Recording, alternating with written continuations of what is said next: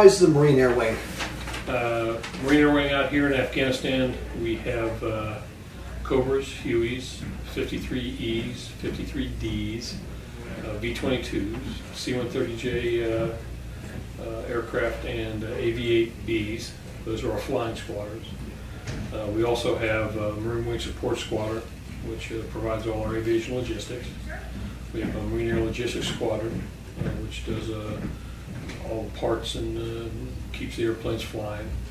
And we also have a den of Marine Air Control Group, which provides our command and control, the radars, the Direct Air Support Center, those sorts of things. So pretty tight group.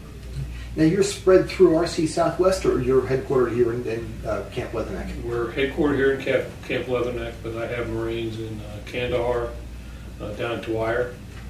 I have Marines up in Fobbs, by Sangan, and Edinburgh, and also some folks up in Delaware. Okay. Do the British report to you? The British are take on to me, which means that our tasking, they take our tasking from our C2 system. They have their own logistics, they have their own battlefield management kind of guys and engineers, but we coordinate our operations very closely, and generally speaking, British aircraft will fly for Brits, and American aircraft will fly for Marines. However, that line is blurred due to operational requirement.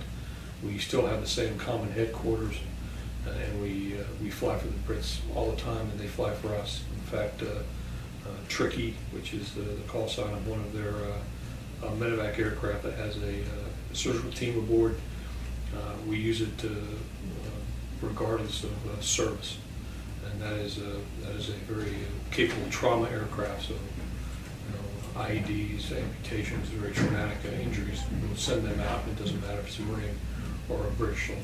Yeah. John, with the war in Afghanistan being one of clear hold build transition, which entails close upfront contact, either fighting or building relationships, how does the Marine Air Wing fit into that? Well, our number one job, as it's been ever since our founding, is to support the Marines on the ground. Out here, we have a big swath of territory. Our troops are dispersed, so we are the connection for them for fire support from the air, logistics support. We move them around and give them battlefield mobility. We can put them behind the enemy, and we can put them on new pieces of ground. That's the clear piece. The hold piece, we can move them around the battlefield so that the enemy can't reinforce their own folks. We also provide the medevac, and when you have people spread out like this, it's very, very important. They have all of the traditional beans, bullets, and Band-Aids, and they have it all the time. So when they're in contact with the enemy, we're there. There's 3 missions that we will not fail to do. That's in troops in contact when they need fire support. That is emergency medevac and CASEVAC when our CASEVAC aircraft are elsewhere employed, and emergency resupply, which is something as old as Vietnam.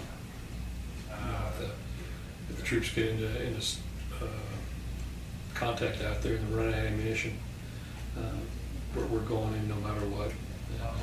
So that's what we do. We also do some interdiction missions out here, which entail trying to cut the line of money supplying the Taliban, which a great deal of the time involves them moving poppy and heroin and opium.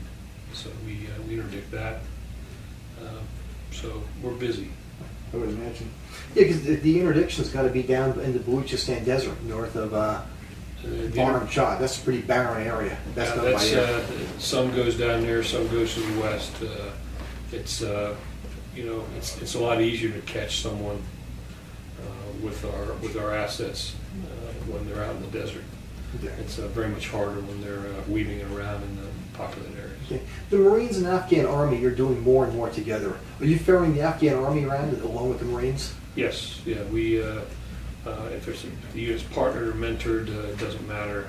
If it's not that RC and the division want to do, yeah, we'll put them on our aircraft and we'll ferry them around and provide them ground support or fire support when we need to. Okay. Do they have forward air controllers who are able to turn around and work with the Marines? Right now, them separately. You know, right now, the JTACs, Joint Tactical Air Controllers, are Americans. That's something we'll have to work our way through in the next couple of years. Okay. Are you working with the Afghan Air Force at all? I have not worked with the Afghan Air Force. They have flown in this area periodically.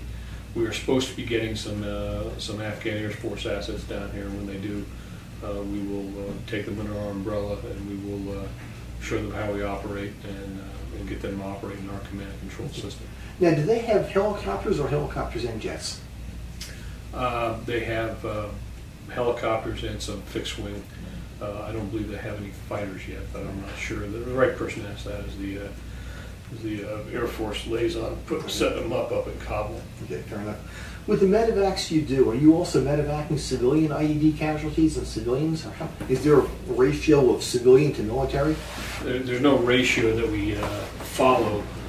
Anybody that's hurt out on the battlefield, if we get a call, a 9-line drops, we'll go get them. And we lift a lot of local nationals. I don't know what the percentage is right now, but if you're wounded on the battlefield, whether you're civilian or Afghan National Army or Marine or any coalition force, that matter, will medevac them.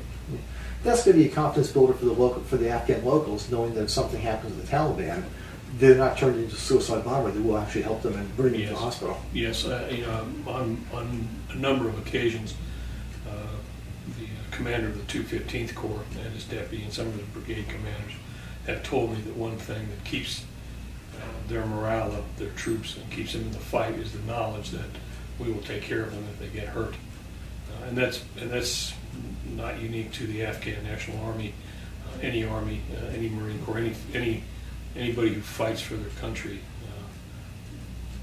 Their morale is going to be higher if they know they're going to get taken care of. Okay. General, what else do you want to tell us about the Marine Air Wing here in Afghanistan?